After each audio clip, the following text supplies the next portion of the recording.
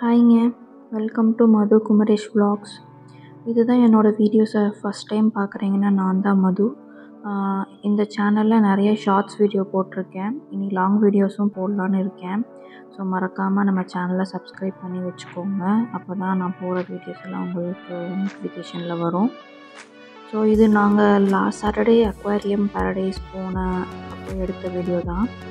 நாங்கள் வந்து பெங்களூரில் இருக்கோம். ஸோ அங்கே வந்து அக்வாரியம் பேரடைஸ் வந்து நியூவாக ஒரு 1 இயர் முன்னாடி லான்ச் பண்ணியிருந்தாங்க. ஸோ அதுக்கு போகலான்னு தான் நாங்கள் கிளம்பிட்டோம். நான் கனன்யாவை பெங்களூர் கூட்டிகிட்டு வந்து நியர்லி 4 days ஆச்சு. எனக்கும் குமரேஷ்க்கும் ஆஃபீஸ் இருக்கிறனால வெளியே எங்கேயும் போக முடியல. ஸோ சாட்டர்டே சண்டேஸ் மட்டும்தான் நாங்கள் ஃப்ரீயாக இருக்கோம். ஸோ அப்போ போகலான்னு போனது தான். நான் இது வரைக்கும் எந்த அக்வாரியமும் போனதில்லை. இதுதான் ஃபஸ்ட் டைம். ஃபிஷ் வளர்க்குறவங்களுக்கு கண்டிப்பாக இந்த மாதிரி பிளேசஸ் எல்லாம் பிடிக்கும். அப்புறம் சின்ன பசங்களை லீவ் டைமில் கண்டிப்பாக விசிட் பண்ண பார்க்கக்கூடிய பிளேசஸ் இது. இந்த அக்வாரியம் கரெக்டாக பெங்களூர் பேலஸ் கிட்டே இருக்குது. ஸோ மேப்பில் போட்டிங்கன்னா கண்டிப்பாக தெரியும். ஸோ நான் மேப் லொக்கேஷனும் கூட உங்களுக்கு கமெண்ட்ஸில் நான் வந்து போடுறேன், இல்லைனா டிஸ்கிரிப்ஷன்லேயும் போடுறேன். மறக்காமல் செக் பண்ணி பாருங்கள். இது வந்து பெங்களூர் சென்ட்ரலில் இருக்குது. அப்புறம் இந்த அக்வாரியம் பக்கத்துலேயே பார்த்தீங்கன்னா ஸ்னோ கிங்டம், அப்புறம் ஃபன் வேர்ல்டு எல்லாமே இருக்குது. ஃபன் வேர்ல்டு வந்து நம்ம பிளாக் தண்டர் மாதிரி.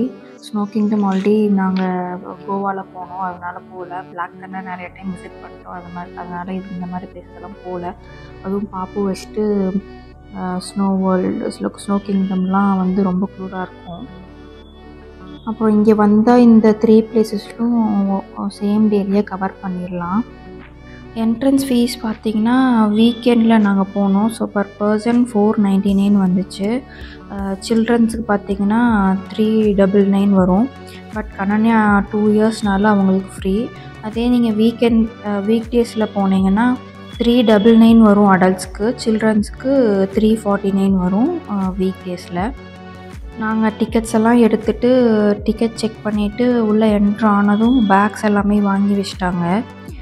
பேபி இருக்கிறனால சொல்லி ஃபீடிங் பாட்டில்ஸ் அப்புறம் ஃபார்முலா மில்க்ஸ் மட்டும் எடுத்துகிட்டு ஒரு கவரில் போட்டு கொடுத்தாங்க. அப்புறம் பேகுக்கான டேகும் கொடுத்துருவாங்க. ஸோ அதை நான் வாங்கிட்டு ரிட்டர்ன் போகும்போது நம்ம பேக் எடுத்துக்கலாம். இங்கே பார்த்திங்கன்னா நாங்கள் நிறைய ஃபிஷ்ஷஸ் பார்த்தோம். நம்ம சாப்பிட்ற ஃபிஷ்ஷு, அப்புறம் ஷோகேஸ் ஃபிஷ், அந்த மாதிரி நம்ம வளர்க்குற ஃபிஷ் எல்லாமே வெரைட்டியாக டிஃப்ரெண்ட் கலர்ஸ்லலாம் இருந்துச்சு. இந்த மாதிரி ஃபிஷ் எல்லாம் நம்ம பார்த்துருக்கவே மாட்டோம். இப்போ பார்க்குறது கூட வந்து ஒரு ஜீப்ரா ஃபிஷ்ஷுன்னு சொன்னாங்க. அப்புறம் இந்த ஷார்க் ஈல் இருந்துச்சு. அப்புறம் டிஃப்ரெண்ட் கலர்ஸில் அலிகேட்டர் ஃபிஷ் இருந்துச்சு. நம்ம நீமோ ஃபிஷ் எல்லாம் இருந்துச்சு.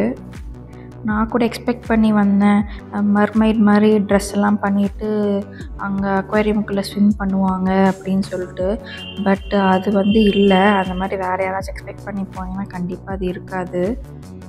அதுக்கு பதிலாக இந்த கிளாஸ்க்குள்ளே ஃபிஷ்ஷஸ் இருக்க கிளாஸ்க்குள்ளே வந்து அக்வாரியம் லைக் அந்த மர்மைட் மாதிரி போர்ட்ரேட்ஸ் மாதிரிலாம் வச்சுருந்தாங்க. எங்களால் ஃபுல்ஃபில்டாக நிம்மதியாக மெதுவாக பார்க்க முடியல. கனன்யா அந்த அட்மாஸ்பியர் பார்த்துட்டு பயந்துட்டாங்கன்னு நினைக்கிறேன். ஸோ ஒரே அழுகை. நீங்கள் இந்த வீடியோஸில் பார்த்தீங்கன்னாவே தெரியும், அழுதுகிட்டே இருப்பாங்க. அப்புறம் போகலான்னு சொல்லிகிட்டே இருந்தாங்க. ஒரு ஃபோட்டோ கூட 3 பேரும் நின்று நிம்மதியாக எடுக்க முடியல. அங்கே ஒரு சில பிளேசஸில் வந்து அவங்களே வந்து ஃபோட்டோஸ் எடுத்து கொடுப்பாங்க.